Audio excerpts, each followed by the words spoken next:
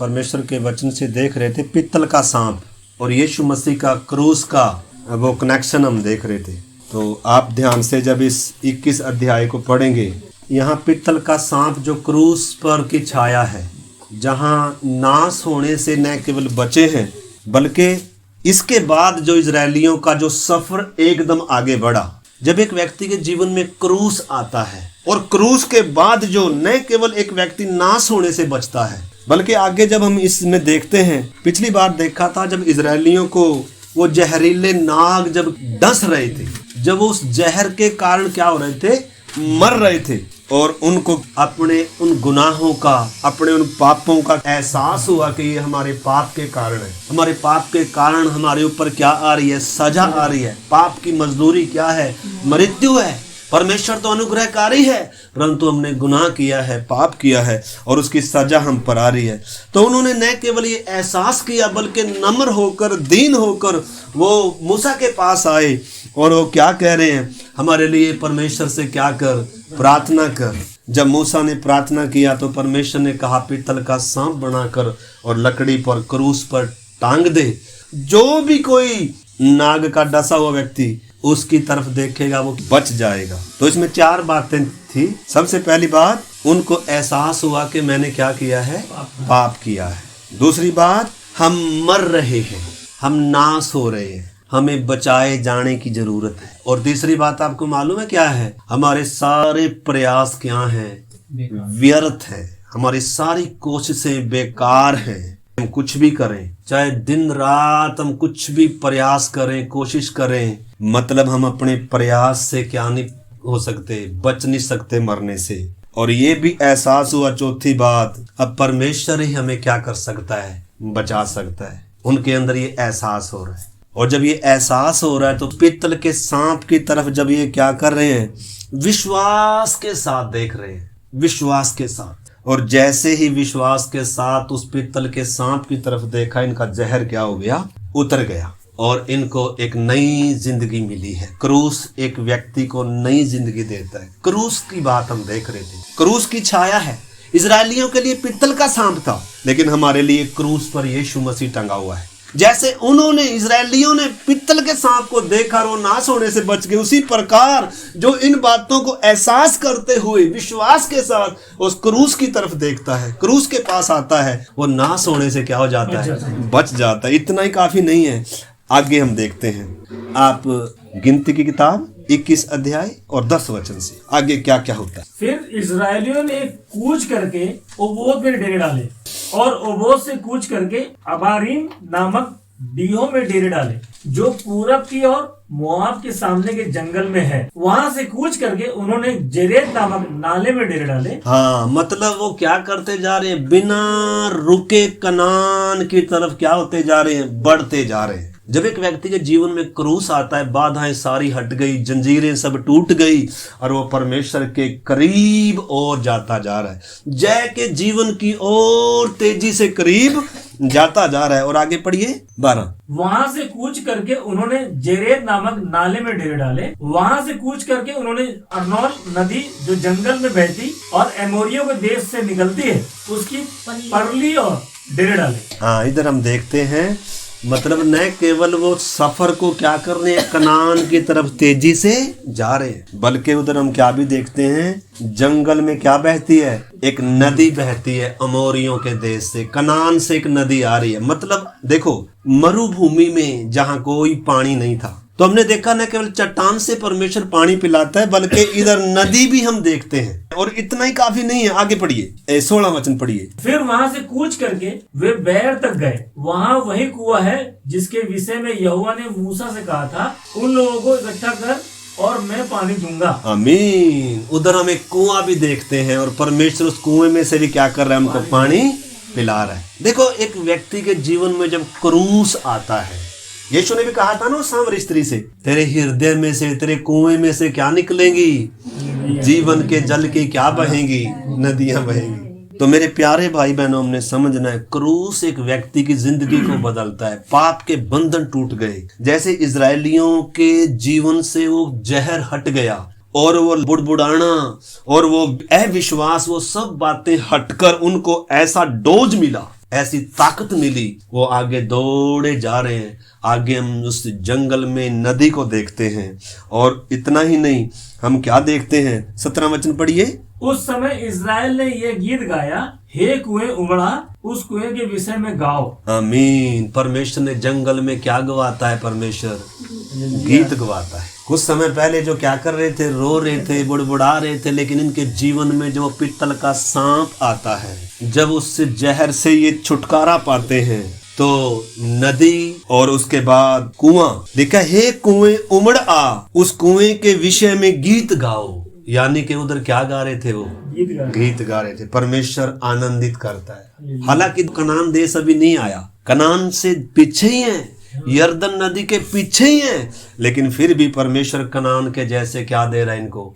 अनुभव दे रहा है। और आगे व्यवस्था विवरण में आ जाए एक बार, इनका जो सफर है, मूसा कैसे बयान कर रहा है उस घटना के बाद। तकरीबन इजरायली जो मरुभूमि का रास्ता था वो क्या कर चुके हैं? अभी पूरा कर चुके हैं। 38 साल हो चुके हैं। जब पित्तल का सांप आ रहा है, वो जंगल में नहीं है, बल्कि उस पित्तल के सांप की घटना के बाद वो तेजी से किधर जा रहे हैं? कनान की तरफ जा रहे हैं, यरदन की तरफ जा रहे हैं, नदी से होते हुए, कुएं से होते हुए।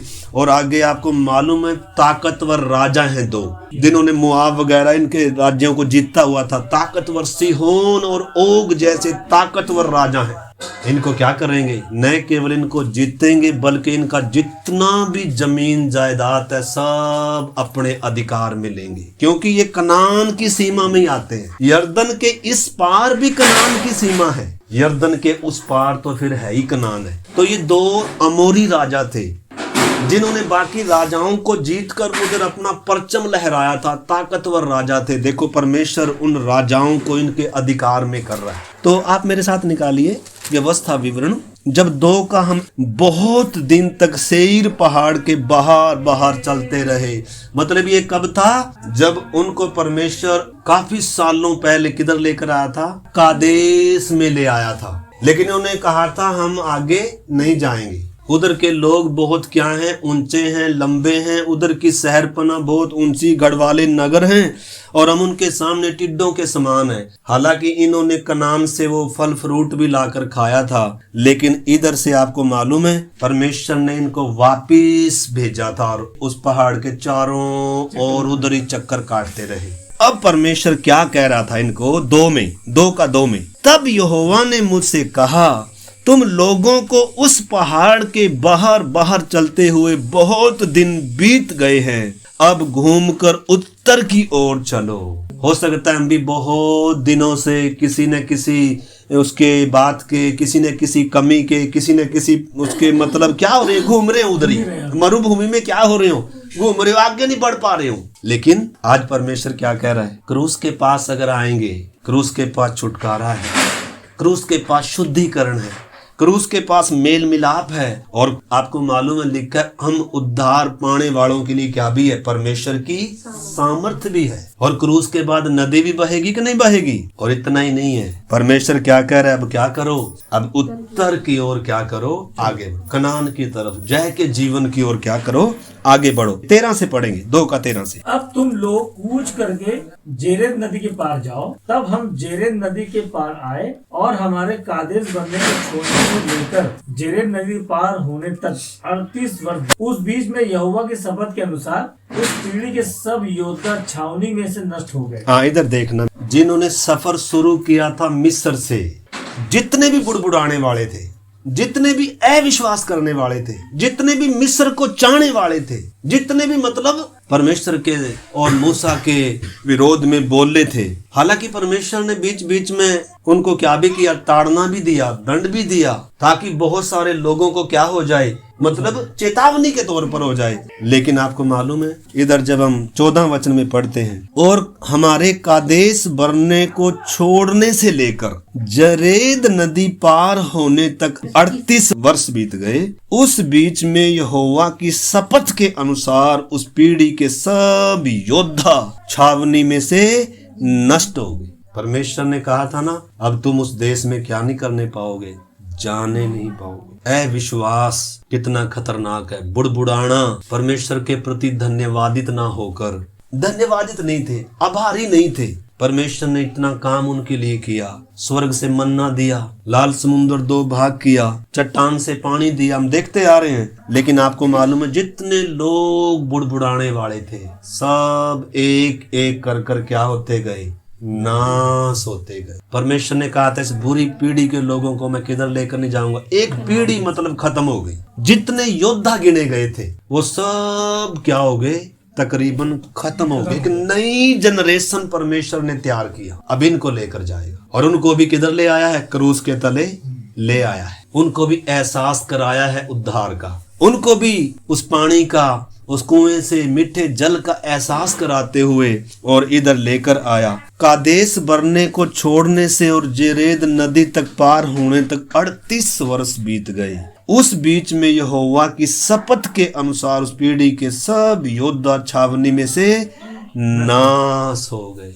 हमारे लिए चेतावनी है, इसलिए लिखा डरते और कांपते हुए अपने अपने उद्धार के काम को क्या करो, पूरा करो। सफर तो अच्छा शुरू किया था, शुरुआत तो इनकी बहुत अच्छी हुई थी, लेकिन इनका अंत मरुभूमि में ही हो गया। ये कभी यर्दन पार नहीं कर पाए। मन्ने का स्वाद तो इन्होंने चख लिया, चट्टान से पानी भी इन्होंने पिया है और सारी परमेश्वर की भलाइयों को इन्होंने चखा है, लेकिन ये जंगल में क्या हो गई, नाश हो गए। और जब तक वे नाश न हुए तब तक यहोवा का हाथ उन्हें छावनी में से मिटा डालने के लिए उनके विरुद्ध बढ़ता ही रहा। जब सब योद्धा मरते मरते लोगों के बीच में से नष्ट हो गए, तब यहोवा ने मुझसे कहा, अब मोआब की सीमा अर्थात आर को पार कर। अब परमेश्वर क्या कह रहा है, अब जो मतलब बुड़बुड़ाने वाले थे वो सब क्या हो गए, खत्म। अब तुम क्या करो, पार करके और उस देश पर क्या करो, अपना अधिकार ले लो, कब्जा कर लो। 24 से पढ़ो। अब तुम लोग उठकर कूच करो और अर्नोन के नाले के पार चलो। सुनो, मैं देश समेत हेशबोन के राजा एमोरी सिहोन को तुम्हारे हाथ में कर देता हूँ, इसलिए उस देश को अपने अधिकार में लेना आरंभ करो। आमीन। परमेश्वर क्या कह रहा है, मैं दुश्मन को तुम्हारे हाथ में कर देता हूँ, अब उसको अधिकार में लेने का क्या करो, किसने करना है। 38 साल पहले इधर लेकर आया था इनको, ये क्या कह रहे थे, हम नहीं कर सकते। और जो ऐसे बोलते थे ना, ऐसे सुस्त और लापरवाह और अविश्वासी और अनाज्ञाकारी और बुड़बुड़ाने वाले थे, वो सब क्या होगी, एक नई पीढ़ी परमेश्वर लेकर आ रहा है। इस पीढ़ी ने क्या कर लिया, पीछे मुड़कर अगर ये देखें तो वचन संहिता में आएंगे, वहां से एक वचन उठाएंगे। 78 अध्याय है, 78 अध्याय है, 6 से मैं पढ़ता हूँ कि आने वाली पीढ़ी के लोग अर्थात जो बच्चे उत्पन्न होने वाले हैं, वे उन्हें जाने जिससे वे परमेश्वर पर भरोसा रखें और परमेश्वर के बड़े कामों को भूल न जाएं, परंतु उसकी आज्ञाओं का पालन करते रहें और अपने पितरों के समान न हों, क्योंकि उस पीढ़ी के लोग तो हठीले और झगड़ालू थे और उन्होंने अपना मन स्थिर नहीं किया था और न उनकी आत्मा परमेश्वर की ओर सच्ची रही। 8 से, और अपने पितरों के समान न हो। कि वो पीढ़ी कैसी थी जो नाश होगी, परमेश्वर के कमजोरी के कारण नाश नहीं हुए हो, परमेश्वर तो उनको उठाए फिरता रहा, सहता रहा। परमेश्वर उनसे क्या नहीं था, खुश नहीं था, प्रसन्न नहीं था, क्योंकि वे धन्यवादित नहीं थे।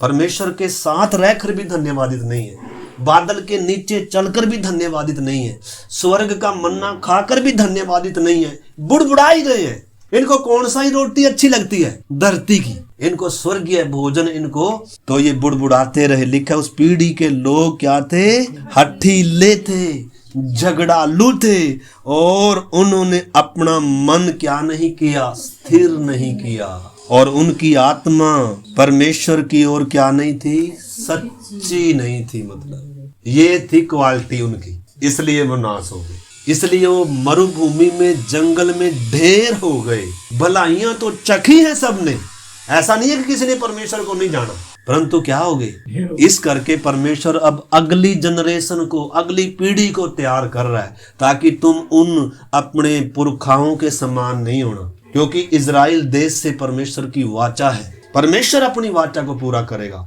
उस पीढ़ी के लोगों ने परमेश्वर की वाचा को तोड़ दिया, इस करके वो नाश हो गए। हमारे लिए भी चेतावनी है भारी, मेरे प्यारे भाई बहनों, इसलिए वचन हमें कहता है, डरते कांपते हुए अपने उद्धार के काम को पूरा करो। इसलिए वचन हमें बार बार चेतावनी देता है, तुम्हारा मन कठोर ना हो जाए। हम पिछली बार भी पढ़ रहे थे इब्रानी 3:13-14, किसी का मन क्या ना हो जाए, पाप में के छल में आकर क्या ना हो जाए, कठोर ना हो जाए, हठीला ना हो जाए। रोमियो में लिखा है, तुम अपने मन के कठोरता और हठीले मन के कारण तू परमेश्वर का क्रोध क्या कर रहा है, कमा रहा है। मन हठीला नहीं होना चाहिए, झगड़ालू नहीं होना चाहिए। परमेश्वर ने जहां भी जिस हालात में भी रखा है, मुझे सिखाने के लिए रखा है, मेरी भलाई के लिए रखा है, मेरे साथ मेरा परमेश्वर है। इस करके हमें परमेश्वर में आनंदित होना चाहिए।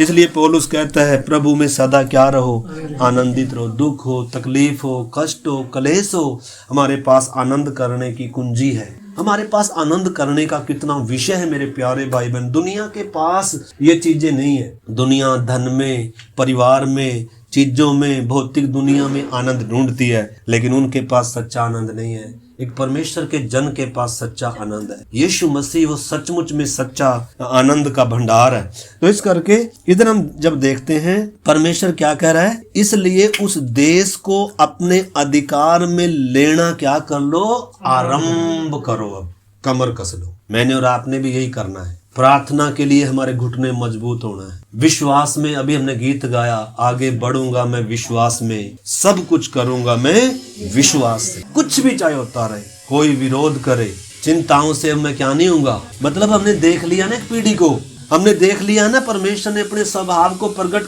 कर दिया हमारे ऊपर भी। तो इस करके क्या कह रहा है, अधिकार में लेना आरंभ करो और उस राजा से युद्ध छेड़ दो। कौन से राजा से? ये राजा किसको दर्शाते हैं? हमारे स्वभाव को भी दर्शाते हैं। तो अब जंग किससे छेड़नी है?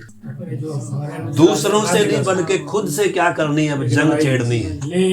तभी यर्दन पार करेंगे। अभी तक हम शायद दूसरों से लड़ते आए, लेकिन अभी किससे लड़ना है? अब अभी अपने स्वभाव से लड़ना है, जो मुझे आगे नहीं बढ़ने दे रहा, जो मुझे प्रार्थना में बाधा डाल रहा है, जो मुझे आराधना करने में, स्तुति करने में, आज्ञा मानने में, जो परमेश्वर के कार्य करने में बाधा डाल रहा है, उस अपनी इच्छा अभिलाषाओं को क्या करना है? वचन कहता है क्रूस पर चढ़ाना। इच्छाएं पूर्ति नहीं करनी, नहीं तो फिर यर्दन पार नहीं होगा। यर्दन पार वो करेंगे। यर्दन भी मृत्यु को दर्शाता है, जो स्वयं के लिए मरेगा, जो अपनी इच्छा अभिलाषाओं के लिए मरेगा, वो यर्दन पार जाएगा। तो इधर हम देखते हैं 25 में, और जितने लोग धरती पर रहते हैं उन सबों के मन में आज ही के दिन से तेरे कारण डर और थरथराहट समवाने लगूंगा। वे तेरा समाचार पाकर तेरे डर के मारे कांपते और पीड़ित होंगे।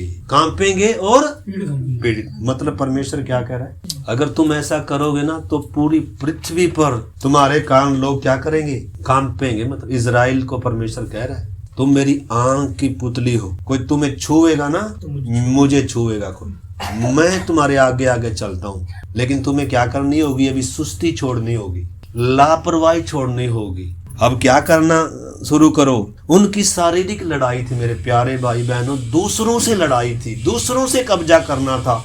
लेकिन हमारे कनान हमारे अंदर है और हमारे अंदर राजा हैं। हमने अपने अंदर के उन राजाओं को पहचानना है जो लड़ने के लिए खड़े हुए हैं, जो मजबूती से खड़े हुए हैं। हमने उन राजाओं से क्या करना है, परमेश्वर की आत्मा के बल से, परमेश्वर की सहायता से। परमेश्वर हमें जय देने के लिए तैयार है। तो इधर लिखा है, आगे जब हम पढ़ते हैं 30 से, परंतु हेशबोन के राजा सीहोन ने हमको अपने देश में से होकर चलने नहीं दिया। भाई अब क्या ही करना पड़ेगा, लड़ना पड़ेगा। इससे उन्होंने कहा था भाई हमें तेरे देश से जाने दे, लेकिन वो नहीं मानना। मतलब आराम से मानने वाला नहीं, लड़ने के लिए आ रहा है। हम अपने इस राजा को पहचान सकते हैं आज। मैं और आप अपने अंदर के राजा को, मेरे अंदर का राजा सीहोन कौन है? हाँ, बाहर भी एक लड़ाई है, बाहर भी प्रधानों से, अधिकारियों से, अंधकार के हाकिमों से हमारी लड़ाई है। एक विश्वासी की लड़ाई बाहर भी आत्मिक जगत में, और एक लड़ाई किधर भी है, अपने अंदर भी है। तो हमारे अंदर कौन सा राजा इधर आ रहा निकलकर? सीहोन राजा है, एमोरियों का राजा है, और कनान की बहुत सारी जमीन को इसने अपने कब्जे में लेकर रखा हुआ है। और परमेश्वर हमें इसका अधिकारी करने के लिए तैयार है। क्या हम तैयार है? फ्री में कुछ नहीं मिलता। परमेश्वर के राज्य के लिए दाम चुकाना, उद्धार फ्री में मिला है। लेकिन उस राज्य को, इसलिए हम देखते हैं परमेश्वर के राज्य को देखना, परमेश्वर के राज्य को प्रवेश करना भी फ्री है, लेकिन परमेश्वर के राज्य को अधिकार में लेना।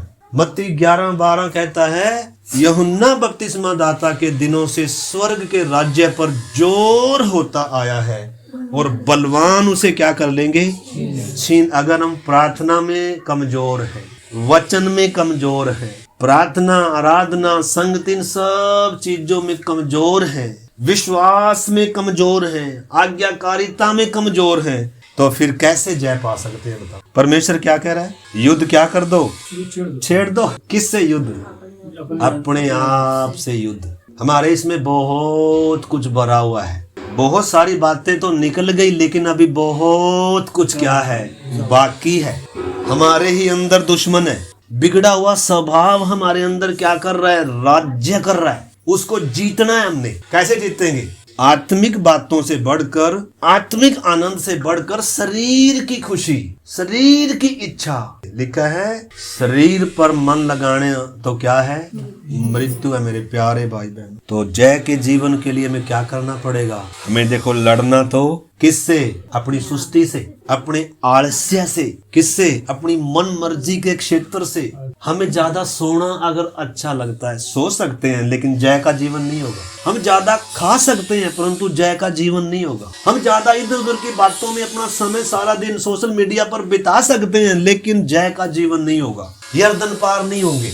अब हमारे हाथ में परमेश्वर कह रहा है, मैं तुम्हारे आगे चलने के लिए तैयार हूँ, मैं तुम्हें जय देने के लिए तैयार हूँ, लेकिन क्या करो, अपने घुटनों को बलवंत करो, विश्वास में क्या हो जाओ, दृढ़ हो जाओ, और युद्ध क्या कर दो जी, युद्ध छेड़ दो। परंतु हेशबोन के राजा सिहोन ने हमको अपने देश में से होकर चलने नहीं दिया, क्योंकि तुम्हारे परमेश्वर यहोवा ने उसका चित्त कठोर और उसका मन हठीला कर दिया था, इसलिए कि उसको तुम्हारे हाथ में कर दे। परमेश्वर हमें जय देने के लिए तैयार है मेरे प्यारे भाई बहन। लिखा, जैसा कि आज प्रकट है और यहोवा ने मुझसे कहा, सुन, मैं देश समेत सिहोन को तेरे वश में कर देने पर हूँ, उस देश को अपने अधिकार में लेना आरंभ कर।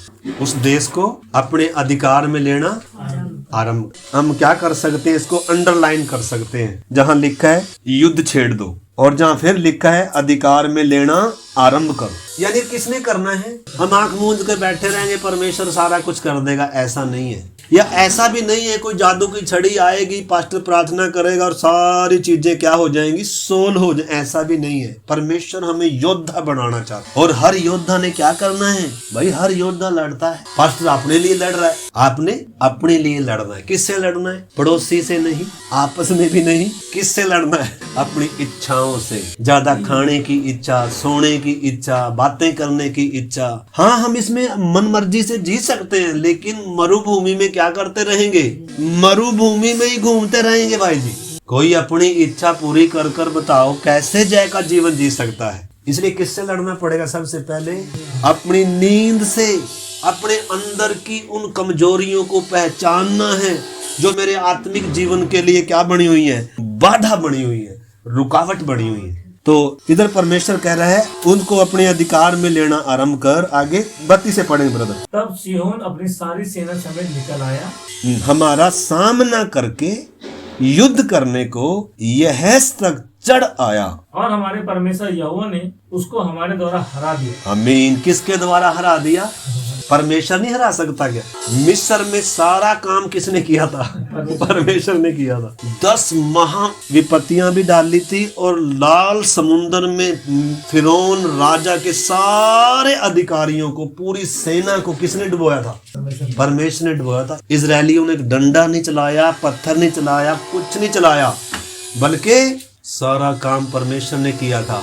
और अब किसने करना है, अब किसने करना है, अब हमने करना है, अब हमने करना है। हमारे परमेश्वर यहोवा ने उसको हमारे द्वारा हरा दिया।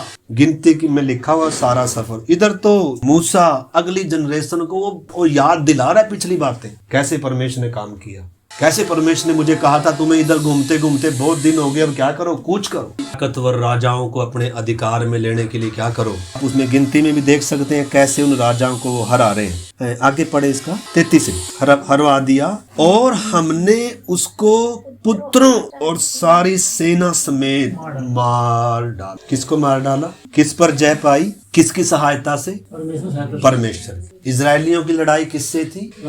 राजाओं से। शारीरिक थी, उनकी आशीष भौतिक थी। हमारी आशीष क्या है? आत्मिक है। स्वर्ग में तो है ही वो चीजें जो किसी आंख ने नहीं देखी, जो परमेश्वर ने हमारे लिए तैयार कर रखी, लेकिन वो आत्मिक आनंद, वो जय का जीवन, वो परमेश्वर के करीब का जीवन, वो परमेश्वर को खुश करने वाला जीवन, उस जीवन तक पहुंचने के लिए बहुत सारे सिहोन जैसे राजा किधर वास करते हैं? हमारे अंदर। हाँ, ये कब प्रकट होते हैं? ये उस किधर प्रकट हुए? ये मरुभूमि में नहीं थे, ये मरुभूमि में नहीं थे। मरुभूमि में तो तैयारी का समय था, परमेश्वर तैयार कर रहा था, इनको कमजोरी वगैरह दिखा रहा था, और अब परमेश्वर इनको किधर लेकर आया? कनान की सीमा पर लेकर आ रहा है। हमें देखो बलवंत तो होना पड़ेगा, हमें कमर तो देखो क्या करनी पड़ेगी? कसनी पड़ेगी, कीमत चुकानी पड़ेगी, तभी जय का जीवन संभव होगा। सुस्ती लापरवाही से खा पी कर सोने से तो देखो आप और मैं जय के जीवन की क्या नहीं कर सकते?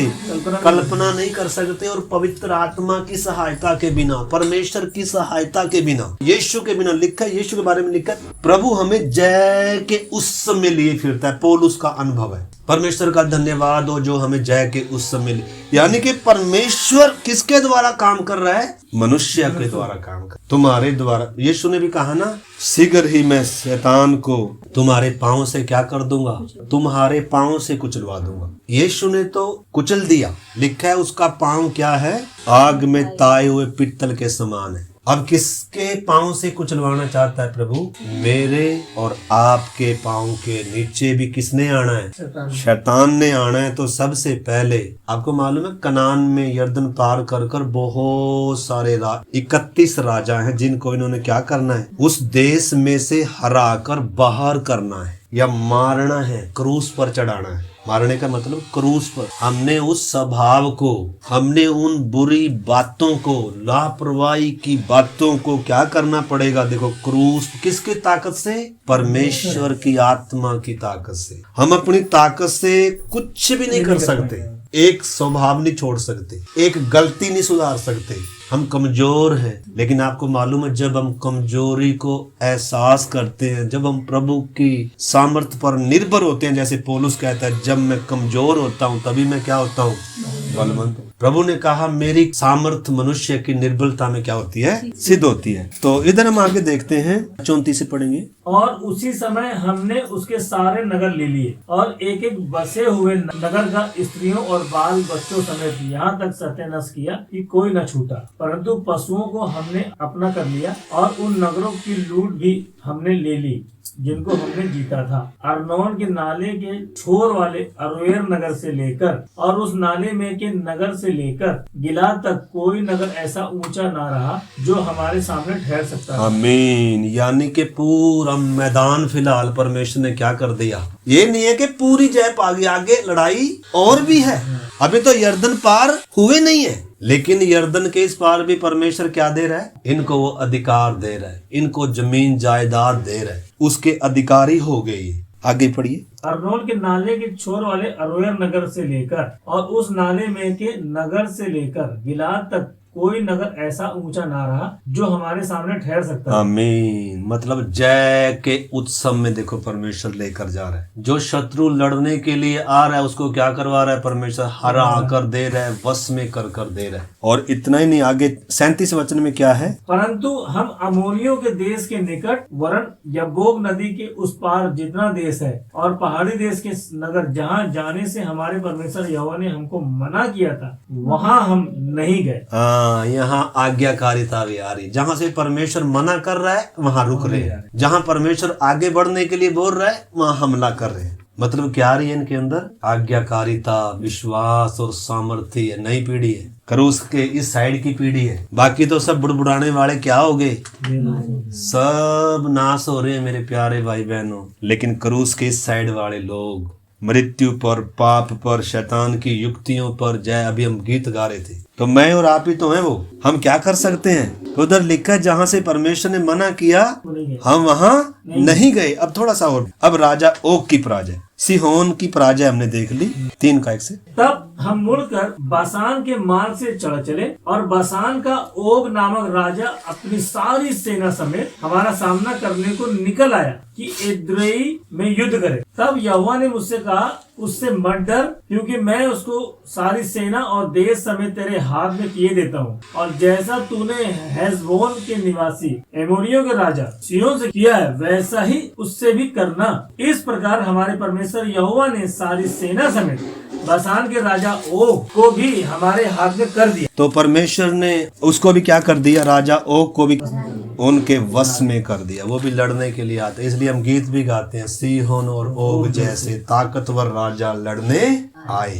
शंका न करें, भयभीत ना हो, सामर्थी प्रभु हमारे साथ है। जय का जोर है, खुशी का शोर है, भक्तों के डेरे में नित नया गीत है। महिमा का राजा, सेनाओं का यहोवा। तो इधर हम देख सकते हैं सारे नगरों को क्या कर लिया। गिनती किस अध्याय में 31 से 35 तक आप पढ़ सकते हैं, कैसे परमेश्वर ने उनके वश में कर दिया। क्रूस जब आ रहा है, पित्तल का सांप जब इनका समाधान कर दे रहा है, छुटकारा पाया काफी नहीं है, जय के उत्सव में लेकर चल रहा है परमेश्वर। सियोन और ओग जैसे ताकतवर राजा इकट्ठा लड़ने आए। शंका न करे, भयभीत न होवे, सामर्थी प्रभु तेरे साथ। फिर से, सिहोन और ओग जैसे ताकतवर राजा इकट्ठा लड़ने आए। शंका न करे, भयभीत न होवे, सामर्थी प्रभु तेरे साथ। जय का जोर है, खुशी का शोर है, भक्तों के डेरे में नित नया गीत है। महिमा का राजा, सेनाओं का यहोवा, सच्चा है उनकी सदा। महिमा का राजा, सेनाओं का यहोवा, है उनकी सदा। 1 से, भयानक समुद्र मिस्र की सेना चारों ओर घेरते हुए, धमकाते हुए, आगे पीछे डराने के समय। बहुत सारे लाल समुद्र के इस पार है भी। समुद्र मिस्र की सेना चारों ओर घेरते हुए, धमकाते हुए, आगे पीछे डराने के समय में। जय का जोर है, खुशी का शोर है, भक्तों के डेरे में नित नया गीत है। महिमा का राजा, सेना का यहोवा, रक्षा है उनकी सदा। महिमा का राजा, सेना का यहोवा, रक्षा है। 3 नंबर, आग में तुझे आँच न लगेगी, बाढ़ न डूबाएगी। आग के बीच में साथ है यीशु, झील पर भी चला है वो। आग में तुझे आँच न लगेगी, बाढ़ न डूबाएगी। आग के बीच में साथ है यीशु, झील पर भी चला है वो। जय का जोर है, खुशी का शोर है, भक्तों के डेरे में नित नया गीत है। महिमा का राजा, सेनाओं का यहोवा, सुरक्षा है उनकी सदा। महिमा का राजा, सेनाओं का यहोवा, सुरक्षा है उनकी सदा। अंधेरी घाटी में चलते समय रोशनी वो देता तुझे, उसके सोटे और लाठी ऐसा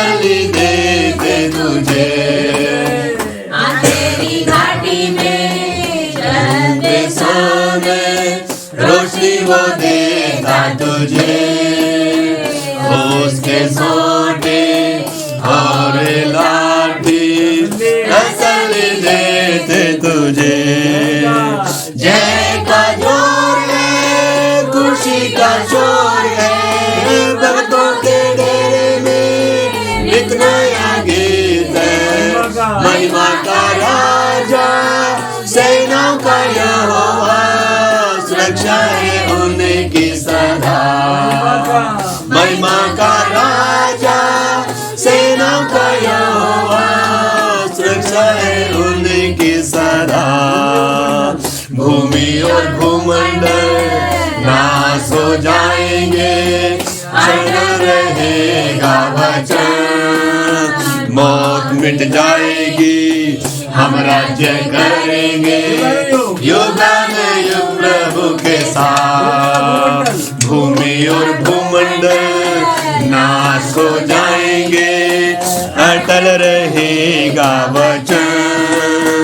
मौत मिट जाएगी, हम राज्य करेंगे युगानुयुग प्रभु के साथ। जय का जोर है, खुशी का शोर है, भक्तों के डेरे में नित नया गीत है। महिमा का राजा, सेनाओं का यहोवा, सुरक्षा है उनकी सदा। महिमा का राजा, सेनाओं का यहोवा, सुरक्षा है उनकी सदा।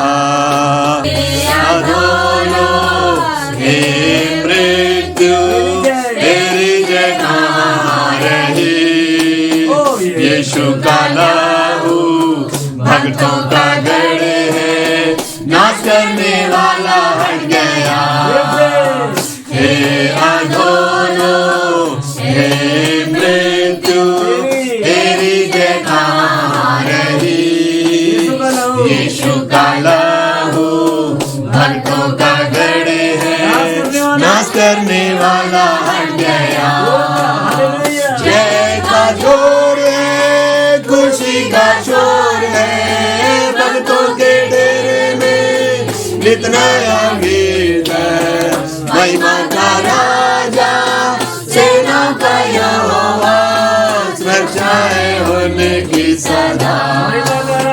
महिमा का राजा, सेनाओं का यहोवा, सुरक्षा है उनकी सदा।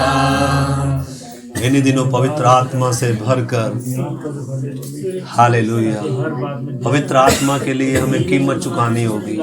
अपने नींद से लड़ना होगा, अपने आप पे से लड़ना होगा, खाने पीने की इच्छाओं से लड़ना होगा मेरे प्यारे भाई बहनों, आत्मा के बल से।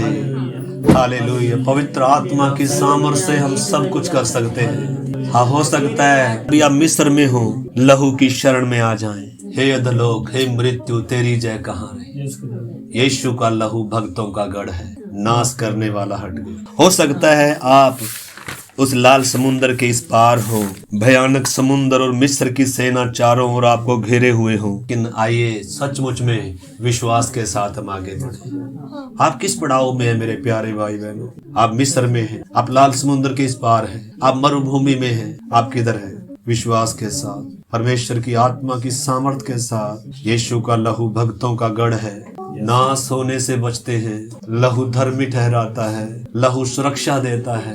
पवित्र आत्मा हमें दिलेरी देता है, हमें आनंदित करता है। आइए इन दिनों पवित्र आत्मा से भरे हुए जीवन के लिए मेहनत करें। सचमुच में पवित्र आत्मा के बिना असंभव होगा जय का जीवन। आइए इन दिनों अपने वश में करना शुरू करें उन क्षेत्रों को जो बिगड़े हुए स्वभाव के वश में पड़ी हुई है। आइए मेरे प्यारे भाई बहन प्रार्थना। प्यारे परमेश्वर, हम आपका धन्यवाद करते हैं इस संगति के लिए, दिन के लिए खुदावन। और जी हम किस पड़ाव में हैं कि अभी भी हम मिस्र में पड़े हैं या हमने यरदन पार कर लिया है। हालेलुया परमेश्वर पिता, अभी हम सब आपकी जो लोग अभी मिस्र में पड़े खुदा, विनती करते हैं परमेश्वर वो आपके लोग सुरक्षा में आ जाए और आने वाले दिनों परमेश्वर आपकी मर्जी तो आपकी आज्ञाओं को मानते हुए आपके पे चलने वाले बन जाए। और जो उनके जीवन में राजा राज्य करता है उसे यीशु मसीह के नाम में दूर करने वाले हो जाए खुदावन। सुस्ती लापरवाही दूर हो जाए, खाना पीना कंट्रोल हो जाए खुदावन। और परमेश्वर तेरी आत्मा से भर कर तेरे वचनों के हम उसके भूखे प्यासे हो जाए परमेश्वर। आपकी पिछले बंदे ऐसी कृपा कर दे पिता परमेश्वर। हमारी यही प्रार्थना है परमेश्वर, चाहे हम ऑनलाइन हो चाहे ऑफलाइन हो पिता परमेश्वर।